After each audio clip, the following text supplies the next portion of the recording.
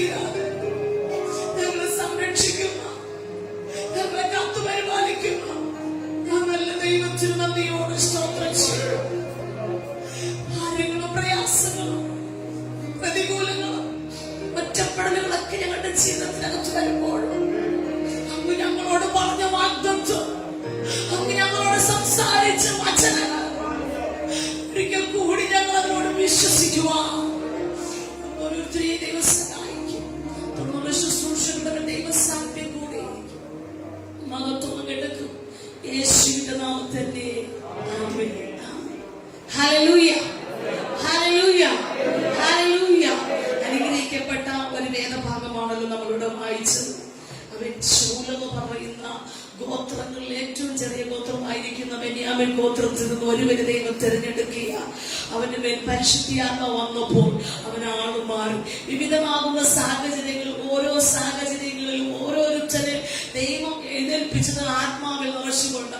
ഈ നാം കടന്നു വന്നിരിക്കുന്ന കാലഘട്ടവും അന്ത്യകാലമാണ്. ഇത്രപേർക്ക് മനസ്സിലാകുന്നു? വചനം പറയുന്നു, അന്ത്യകാലത്തിങ്കിൽ ഞാൻ എന്റെ ആത്മാവിനെ സകല ജഡത്തിന് വേഗം പകരും. അവൻ പകരുക മാത്രമല്ല, ആ പകർച്ച പുത്രന്മാരുടെ മേൽ, പുത്രിമാരുടെ മേൽ, ബാല്യക്കാരന്മാരുടെ മേൽ, അതുപോലെ യൗവനക്കാരുടെ മേൽ, ദാസന്മാരുടെ മേൽ, വൃദ്ധന്മാരുടെ മേലൊക്കെ അത് പ്രതിഫലിക്കുന്ന ഒരു കാലഘട്ടത്തിൽ നാം ആയിരിക്കുന്നത്. ഇന്ന് പകൽക്കാലം പറഞ്ഞാവേ, ഞാൻ പ്രാപിച്ച ദൈവകൃപ എനിക്ക് പോരാ, അതിനപ്പുറമായി അടുത്തൊരു തലത്തിലേക്ക് പരിശുദ്ധിയാണെന്ന് എന്നെ നയിക്കണമെന്ന് പറഞ്ഞു. കർത്താവേ, എനിക്കൊന്ന് മാറണം, എന്റെ ശുശ്രൂഷയുടെ ശൈലി മാറണം. അവൻ ആള് മാറിയതിനെ പോലെ പ്രവചിക്കുക. പ്രവാചകന്മാരെ തേടി നിങ്ങൾ പോകണ്ട. നിങ്ങളുടെ നടുവിൽ ഇരിക്കുന്ന നിങ്ങളെ അത് ഇന്ന് പകൽക്കാലം ദൈവം പറയുന്നു, നിങ്ങളെ പ്രവചിക്കുന്ന നാളുകളാക്കി പരിശുദ്ധിയൊക്കെ പുറത്തെടുക്കുക. ഇതിനകത്ത് പ്രവചന ശുശ്രൂഷ വാഞ്ചിക്കുന്ന, പ്രവചന ശുശ്രൂഷ ആഗ്രഹിച്ച് പ്രാർത്ഥിക്കുന്ന ചിലതിനകത്തിരിപ്പുണ്ട്. ദൈവം പറയുന്നു, നിങ്ങളുടെ നാളുകളെ ദൈവം തൊടാൻ പോവുക. നിങ്ങൾ പ്രവചിക്കാൻ പോവുക. നിങ്ങൾ പ്രവചിക്കാം. അസ്ഥികളുടെ താഴ്വരയിൽ ഒരു എഗസ്ത്യനെ കൊണ്ടുപോയപ്പോ അതിന്റെ നടുവിൽ അവന് ഒരു ചോദ്യമുണ്ട്. എന്തിനാ ഈ അസ്ഥികളുടെ താഴ്വര? ഇതിന്റെ നടുവിൽ എന്തിനാ ഇതിനെ ചുറ്റി ചുറ്റി നടക്കുമാറാക്കിയത്? പരിശുദ്ധം പറയുന്നു, യഹോവയുടെ ആത്മാവ് ശക്തിയോടെ അവന്റെ മേൽ വന്നപ്പോ അവനോട് പറഞ്ഞു, കാറ്റിൽ നോക്കി പ്രവചിക്ക. പ്രവചിച്ചപ്പോ സംഭവിക്കുകയാണ്. പെട്ടെന്ന് നമ്മുടെ മക്കൾ വരുന്നെങ്കിൽ ഇന്ന് പകൽക്കാലം അവൻ പ്രവചിക്കുക. ദൈവം തന്നിരിക്കുന്ന അള്ളപ്പാടുകളെ വിളിച്ചു പറയുക. ദൈവം തന്നിരിക്കുന്ന ദൂതുകളെ മുഖം നോക്കാതെ, മുഖലക്ഷം നോക്കാതെ വിളിച്ചു പറയുക. പലപ്പോഴും അന്തരാത്മാവിൽ പരിശുദ്ധാത്മ പറഞ്ഞിട്ട് കഴിയാമെന്ന് മടിച്ചിരിക്കുന്ന ചിലതിനകത്തിരിപ്പുണ്ട്. പരിശുദ്ധത പറയുന്നു, ഇന്ന് പകൽക്കാലം ഏൽപ്പിച്ചുകൊണ്ട്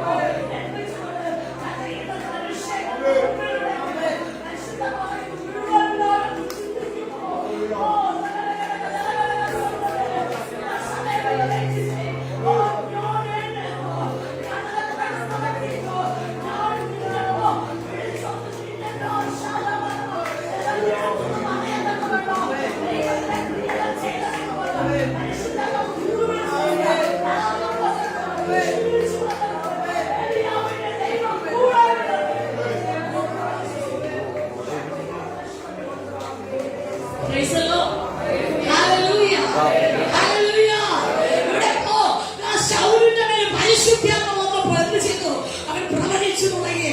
ഇത് തൽക്കാലം പരിശുദ്ധാത്മാവ്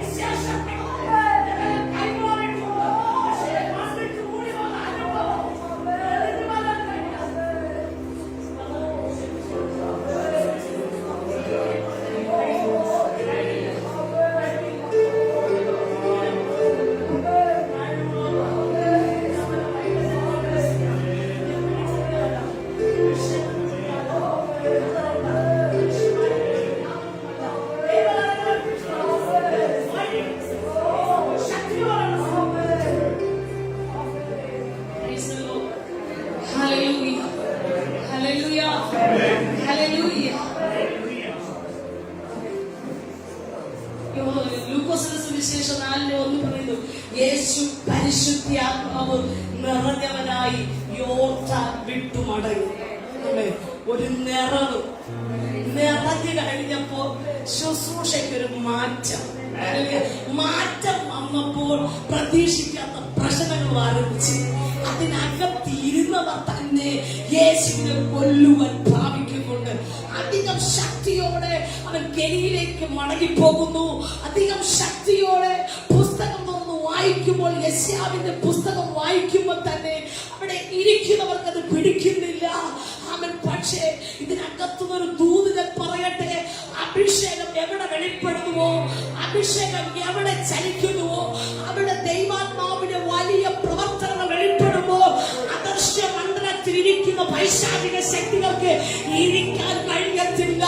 ദൈവസഭ ശക്തിപ്പെടുമ്പോ സാത്താന്റെ പോരുകൾ അഴിയും. ദൈവസഭ എഴുന്നേൽക്കുമ്പോ സാത്താന്റെ സഭകൾ തകരുന്നവരെയായിട്ട് ദൈവസഭ ശക്തിയോടെ ആരാധനയിൽ മുന്നോട്ട് വരുമ്പോ യെരിഹോവിന്റെ കോട്ടകൾ ഇടിയും. ഇന്ന് പകൽക്കാലം ദൈവസഭ ഒരുമിച്ച് ആർപ്പിട തയ്യാറാണെങ്കിൽ ഒരുമിച്ച് ഒരു മനസ്സോടെ ഐക്യതയോടെ നിൽക്കാൻ തയ്യാറാണെങ്കിൽ മുമ്പിൽ നിൽക്കുന്ന ചില കോട്ടകൾ ഇന്ന് പകൽക്കാലം വീഴുന്നതിനെ ചെയ്യും. വിശ്വാസത്തോടെ ഏൽപ്പിച്ചുകൊണ്ട് ദൈവസഭ പുറത്തു വരും. ദൈവസഭയ്ക്കകത്ത് ചിലരെ ഏൽപ്പിക്കാൻ പോകുക. അന്ത്യകാലത്തെ ഉണർവിന് വേണ്ടി, ഈ പട്ടണത്തെ ഉണർത്തുവാൻ വേണ്ടി, ഈ പട്ടണത്തെ ഈ ദേശത്തിന് അധിവസിക്കുന്ന ദുഷ്ടസേനകളെ തകർത്തുകൊണ്ട് ഇതിനകത്ത് ഒഴുകുന്ന മതി, ഈ ഒഴുക്കിനെ തടഞ്ഞ് അതൊരു ജഗനെ അതൊരു ഔഷധമാണ്. ഇനി ഒഴുകരുതെന്ന് പറഞ്ഞിരിക്കുന്നു.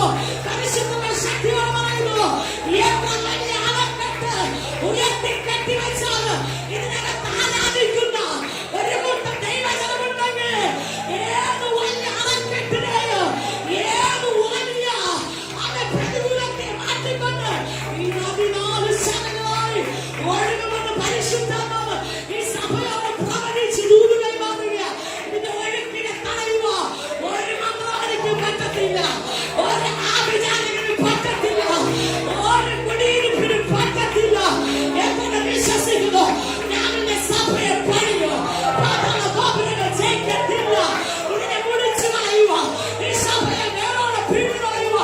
തന്ത്രങ്ങളും മന്ത്രങ്ങളും ആഭിചാരങ്ങളും കർമ്മങ്ങളും ഈ ദേശത്തിന് തുടച്ചു നീക്കുക. ദൈവദാസനെ ഓട്ടിക്കുക. വിചാരിക്കുന്ന പോരുണ്ട്. ഇത് പകൽക്കാലം ഓടിപ്പോകാനല്ല, ദേശത്തിന് ദേശത്തിന്റെ കാലക്കാരനെ നിന്നുകൊണ്ട് പടവയ്ക്കുക. വിശുദ്ധങ്ങളുടെ നിയോഗം ദൈവസഭയ്ക്ക് കൈമാറുക. ഒരു പുത്തൻ ആവേശമാണ്. ഈ ഒരു പ്രവർത്തനങ്ങൾ നീക്കത്തില്ല. ചില പുതിയ പ്രവർത്തനങ്ങൾ തുടങ്ങാൻ പോകില്ല. ഈ ദേശത്ത് മാത്രമല്ല, ദൈവദാസനെ ഇത് പടരും. ഇതൊരു മുന്തിരി വഴിയ സാധനങ്ങൾ വിടാൻ പോകില്ല. മതിലുണ്ട് കേട്ടോ. പരിശുദ്ധം പറയുന്നു, മതിൽ നോക്കി ഭാരപ്പെടണ്ട. മതിൽ യോസേഫിന് ഭീഷണിയായിരുന്നു. പക്ഷെ ചില നാളുകൾ കഴിഞ്ഞപ്പോ വളർത്തത്തില്ല എന്ന് പറഞ്ഞ മതി, മുന്നോട്ട് വിടത്തില്ലെന്ന് പറഞ്ഞ മതി തടസ്സമായിരുന്നു. മതിലിന് മീതെ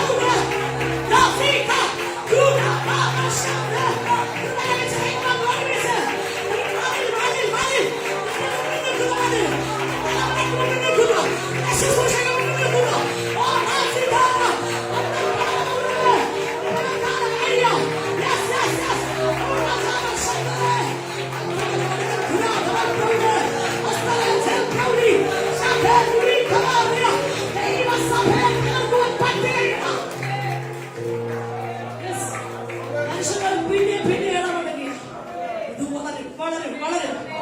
Yes, ഇത് വളരും. ഇത് തളരത്തില്ല. പുതിയ കുടുംബങ്ങൾ കടന്നു വരാൻ പോവുകയാണ്. സ്ഥാനങ്ങൾ നടക്കാൻ പോവുകയാണ്. ശുശ്രൂഷകൾ നടക്കാൻ പോവുകയാണ്. ടീമർക്ക് നടക്കാൻ പോവുകയാണ്. ദേശങ്ങളിലേക്ക് സഞ്ചരിക്കാൻ പോവുകയാണ്. വളരാൻ പോവുകയാണ്. ചില സ്ഥാപനം വെച്ച് സ്റ്റോപ്പ് ചെയ്യത്തക്കവണ്ണം ആ സമയത്തെ പരിശുദ്ധാത്മ കീഴ്ക്കാരിയ ഈ നിൽക്കത്തില്ല. ആര് വിചാരിച്ചാലോ ഒരു നെബൂഖദ്നേസർ വിചാരിച്ചോ ഒരു ഹെരോദ വിചാരിച്ചോ സമയം ചിലരെ പീഡിപ്പിച്ചേക്കാം, ചില പിന്മാറ്റത്തിലേക്ക് കൊണ്ടുപോയേക്കാം, കൂടെ നിൽക്കാൻ അകറ്റിക്കളഞ്ഞേക്കാം. പക്ഷെ പരിശുദ്ധമ പറയുന്നു ഹെരോദാവിന്റെ ആശ നഷ്ടമാക്കിക്കൊണ്ട് ഇതാ സഭ സത്യയോടെ പ്രാർത്ഥിച്ചപ്പോ ദൂതനിറങ്ങിവന്നെ ഈ ആളുകളിൽ പ്രാർത്ഥന കുറയ്ക്കരുത്. പരിശുദ്ധനെ വിളിച്ചു വന്നു സഭയുടെ സത്യയോടെ പ്രാർത്ഥന പത്രോസിനെ കാരാഗൃഹത്തിന് പുറത്തു കൊണ്ടുവരാൻ കഴിയുമെന്ന് ഒരുമിച്ച് നിൽക്കാൻ തയ്യാറോ? സത്യയോടെ പ്രാർത്ഥിക്കുന്ന ഒരു കൂട്ടം പേർ ഇതിനകത്ത് ഏതാണ്ട് സത്യയോടെ പ്രാർത്ഥിക്കുന്നു. പരിശുദ്ധമായ സത്യയോടെ സത്യയോടെ പ്രാർത്ഥിക്കട്ടെ. പ്രാർത്ഥന കുറവുകൾ നികത്തുവാൻ ദൈവാത്മാവ് ആലോചന പറയുക. പ്രാർത്ഥന കുറവുകൾ സകലത്തുണ്ട് നികത്തിക്കൊണ്ട് ഒരു പ്രാർത്ഥന പോലും പെട്ടിടാതെ ഉപവാസവും പ്രാർത്ഥനയും നിരന്തരമായി നടക്കട്ടെ.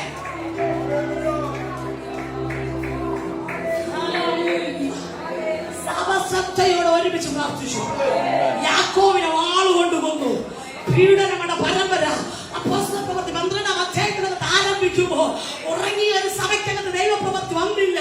ഒരു മനസ്സോടെ ഐക്യതയോടെ നിന്നുകൊണ്ട് രാത്രിയിൽ സമയത്തെ മാറ്റിവെച്ച് മറ്റുള്ള പണികളെ മാറ്റിവെച്ച് അകത്തളങ്ങളിൽ കാരാഗ്രഹത്തിനകത്ത് കനത്ത കമ്പി അഴുക്കുകൾ കിടക്കുന്ന പത്രോസിനെ വിടുവാൻ വേണ്ടി ഒരുമിച്ച് സഭ നിന്നതുപോലെ ഒറ്റക്കെട്ടായി നിൽക്കാമെന്ന് അകത്തളങ്ങളിൽ കിടക്കുന്ന പത്രോസിന്റെ കയ്യിൽ നിന്ന് ചങ്ങല അഴിയാൻ പോവുക.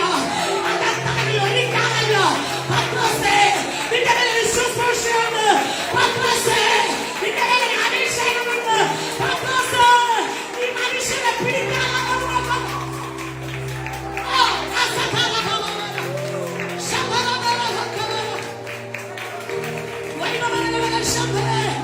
മനുഷ്യനെ പിടിക്കണം. നീ അകത്തളങ്ങളിനെ ഒടുക്കിയോ? പഠിപ്പിക്കാത്തവൻ, ഹല്ലേലൂയ, പറയുവാൻ കഴിവില്ലാത്തവൻ ഒറ്റ വാക്കുകൊണ്ട് പറഞ്ഞു, ആമേൻ, പൊന്നും വെള്ളിയും എനിക്കില്ല, എനിക്കുള്ളത് നിനക്ക് തരുമോ? പറഞ്ഞ മാത്രമേ അമ്മയുടെ ഗർഭം മുതൽ ഗുണത്തിലാകുമെന്ന് നരിയാനയുടെ ശക്തി വെളിപ്പെട്ടത്, അവന്റെ വാക്കിന്റെ ശക്തി വെളിപ്പെട്ടത്. ഇത് പറഞ്ഞാൽ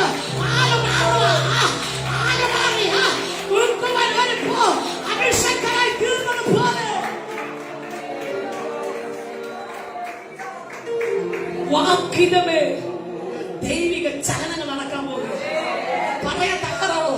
ചിലത് വാതർന്ന് പറ, വിശ്വാസത്തോടെ പറ. ആവിന്റെ ഒരു അധികാരം ദൈവം കൈമാറുക. ഞാൻ പറഞ്ഞിട്ടല്ലാതെ ആ കണ്ണാടി വെച്ച സിസ്റ്ററോട് പരിശുദ്ധത പറയുന്നു. ഞാൻ പറഞ്ഞിട്ടല്ലാതെ ഇവിടെ ചിലത് നടക്കത്തില്ല. ഞാൻ പറഞ്ഞ ചിലത് നടക്കും. ആവിന്റെ മുമ്പിൽ ഒരു അധികാരം ഇന്ന് പുറത്തുള്ള പരിശുദ്ധത കൈമാറുക. ഏറ്റെടുത്ത് ഒരു അധികാരത്തിന് ശുശ്രൂഷ.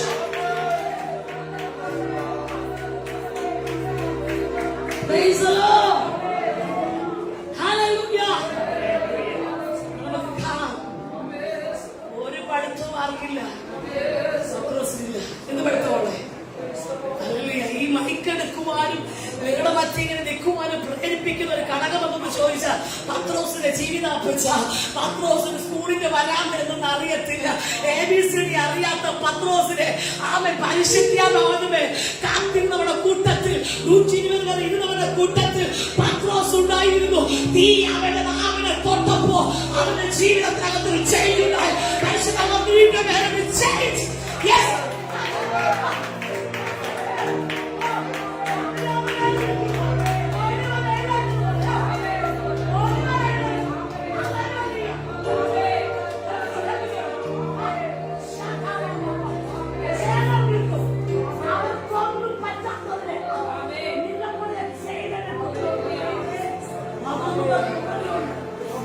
എഴുന്നേറ്റത് ഒരുവനാ. അത് ഞാൻ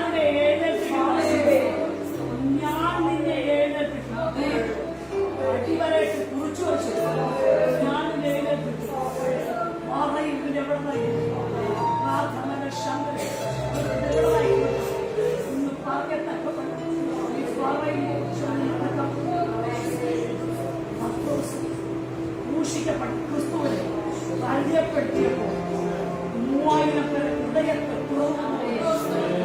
നീ കണ്ട യേശു, നീ അനുഭവിച്ച യേശു മറ്റുള്ളവരോട് പറയുന്നു. ചില ഹൃദയങ്ങൾ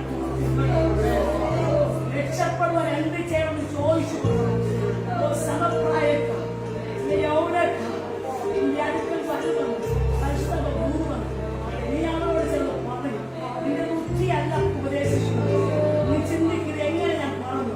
നീ പറയുന്ന വാക്കുകൾക്ക് ആശ്വാസമാണ്. അതിന്റെ മുന്നിൽ ഇതിന്റെ ലീഡർഷിപ്പ് വഹിക്കത്തക്കവണ്ണം ഇതിന്റെ മുന്നിൽ കൊണ്ടുവരും. തള്ളപ്പെട്ട ചില അനുഭവങ്ങൾ ജീവിതത്തിലുണ്ട്. മാറ്റുന്ന അനുഭവങ്ങളുണ്ട്. ചേർത്ത് നിർത്തേണ്ട പലതും ഒറ്റപ്പെട്ട അനുഭവങ്ങളുണ്ട്. ഞാൻ നിന്നെ തള്ളിക്കളയും. നിന്നെ ഉപദേശിക്കത്തിൽ തള്ളിക്കളയും. ശ്രേഷ്ഠം മാന്യമായി തന്റെ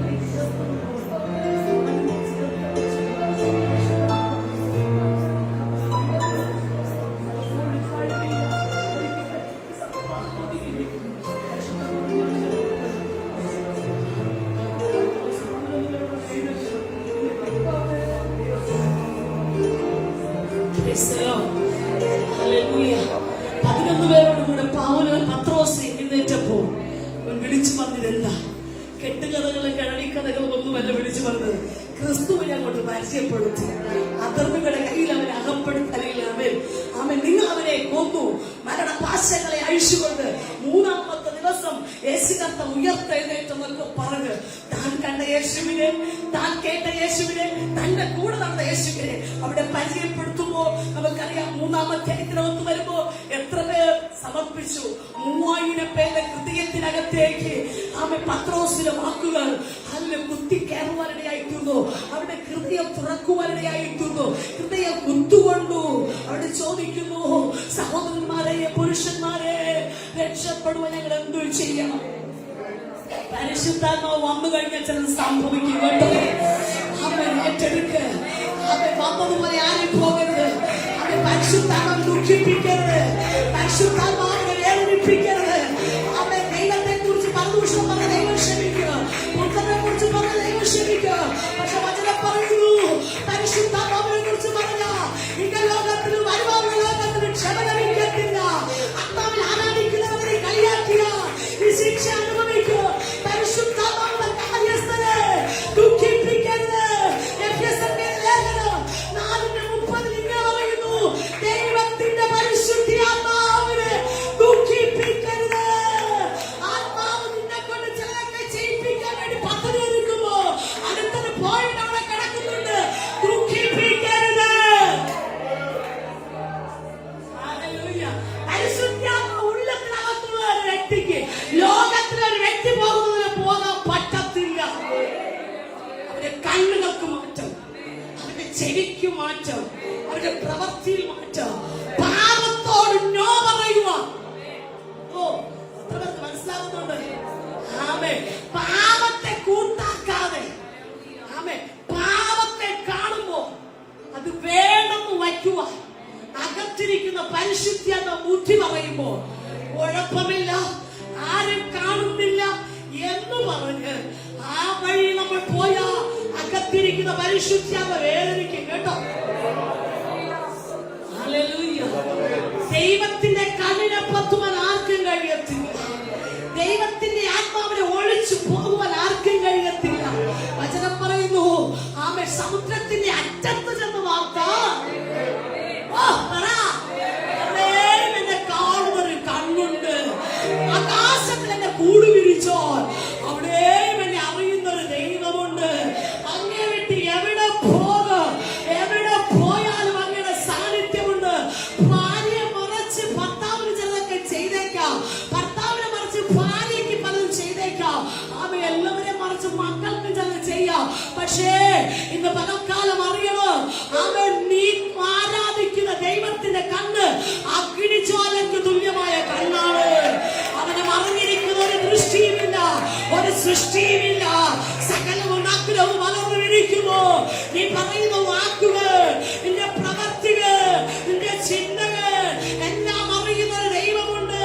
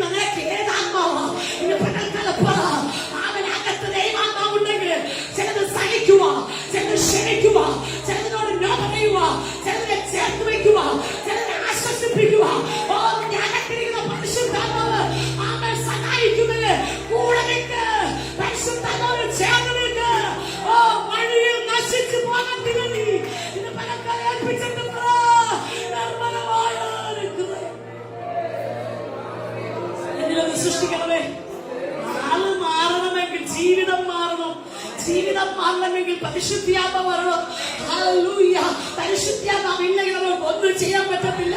യേശുവിന്റെ ശുശ്രൂഷയുടെ പ്രാരംഭത്തിൽ പരിശുദ്ധാത്മാവ് യേശുവിന് മേൽ വന്നു.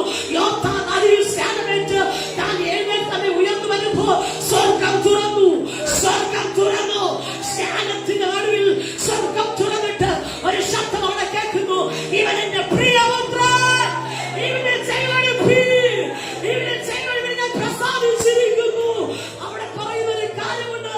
പരിശുദ്ധാത്മ പ്രാണന രൂപത്തിൽ യേശുവിന്റെ മേൽ കടന്നു പോകും. 40 ദിവസങ്ങൾ ഉപവാസത്തോടും പ്രാർത്ഥനയോടും തനിച്ചായിരിക്കുമ്പോൾ, പരീക്ഷകൾ അടുത്ത് കടന്നു വരുമ്പോൾ, അതിന്റെ നടുവിൽ ദൂതന്മാർ ഇറങ്ങി വന്ന് യേശുവിനെ സഹായിക്കുന്നു. തീർന്നില്ല. യേശു പരിശുദ്ധാത്മാവ് നിറഞ്ഞവനായി യോർദാൻ വിട്ട് മടങ്ങി. യേശു എവിടെ പോയാലും അത്ഭുതങ്ങൾ. എത്ര പേർക്ക് മനസ്സിലാവുന്നു? കല്യാണം വീട്ടിൽ പോയാൽ അവിടെ അത്ഭുതം, മരണം വീട്ടിൽ പോയാൽ അവിടെ അത്ഭുതം, കടലിൽ കൂടെ നടന്നാൽ അവിടെ അത്ഭുതം, കടൽ കരയിൽ കൂടെ നടന്നാൽ അവിടെ അത്ഭുതം. അത്ഭുതങ്ങളുടെ പരമ്പര എങ്ങനെയാ സംഭവിച്ചത് ചോദിച്ചാൽ യേശു കർത്താവ് പറയോ, മൂന്നാമനായിരിക്കുന്ന പരിശുദ്ധാത്മാവ് എന്റെ മേൽ വന്നപ്പോ ഞാൻ ആൾ മാറി. ഓ, ഞാൻ കൈ തൊട്ടാൽ വിടുതേ, എന്റെ വാക്കിന്റെ മേൽ വിടുതേ, ഓ എന്റെ വാസ്തവത്തിന്റെ മേൽ വിടുതേ.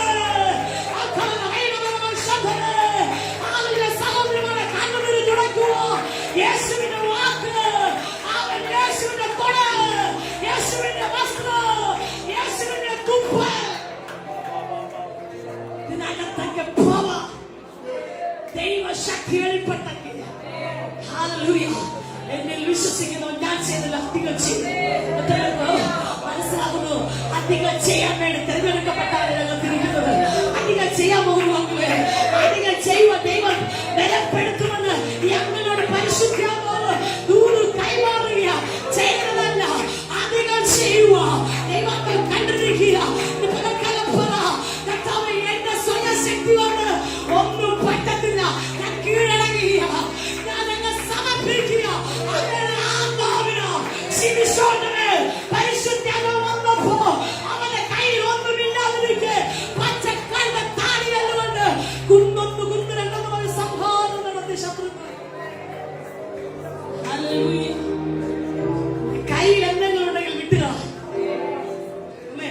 കൈ ഇരിപ്പുകളൊക്കെ ഒന്ന് മുറിച്ചിട്ട് പറ, കർത്താവേ എന്റെ കൈയെ നിർമ്മല കൈയാക്കി, വെടിപ്പുള്ള കൈയാക്കി, അവരെ വിശ്വസ്തരാക്കി എന്നെ നിർത്തണമേ. ഹല്ലേലൂയ. ഇവിടെ നമുക്ക് വായിക്കുമ്പോൾ കാണുന്നു, യഹോവയുടെ ആത്മാവ് ആരുടെ മേൽ വന്നു? ശിംശോന്റെ മേൽ വന്നു. അത് നമ്മൾ പഠിച്ചു. ശൗലിന്റെ മേൽ വന്നു. ഒരാള് മാറി പ്രവചിച്ചു.